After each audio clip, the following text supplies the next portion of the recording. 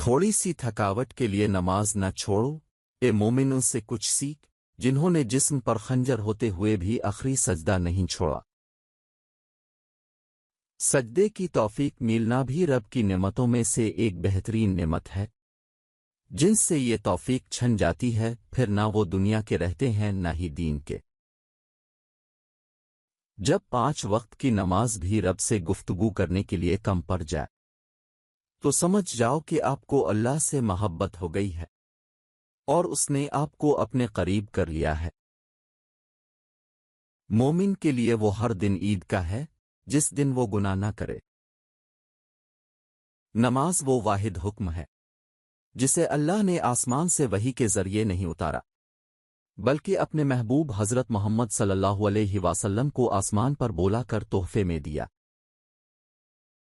جو نماز نہیں پڑھتا وہ سکون کا مطلب نہیں جانتا۔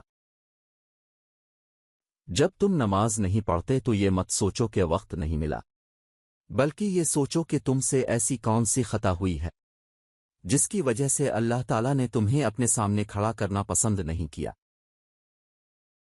مجھے جنت سے زیادہ نماز عزیز ہے، کیونکہ جنت میری رضا ہے اور نماز میں اللہ کی رضا ہے۔ نماز اللہ سے ملاقات کا بہترین ذریعہ ہے۔ نماز شیطان کی شکست اور مومن کی جیت ہے۔ جتنا مرضی پڑھ لو، سوال تو پہلا نماز کا ہی ہوگا۔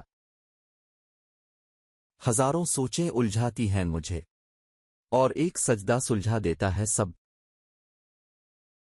زندگی جن زخموں سے بھری پڑی ہے، ان زخموں کا علاج صرف سجدے میں موجود ہے۔ جس انسان سے اللہ پاک ناراض ہو جائے، اس سے سجدے کی توفیق چھین لیتا ہے۔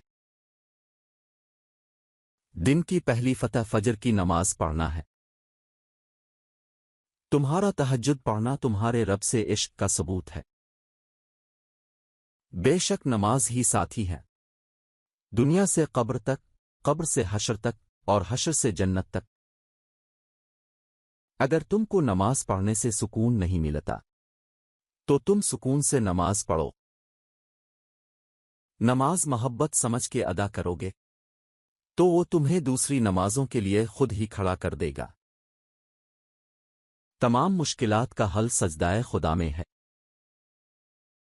فجر کی 2 سنتیں دنیا اور جو کچھ اس میں ہے، ان سب سے بہتر ہے۔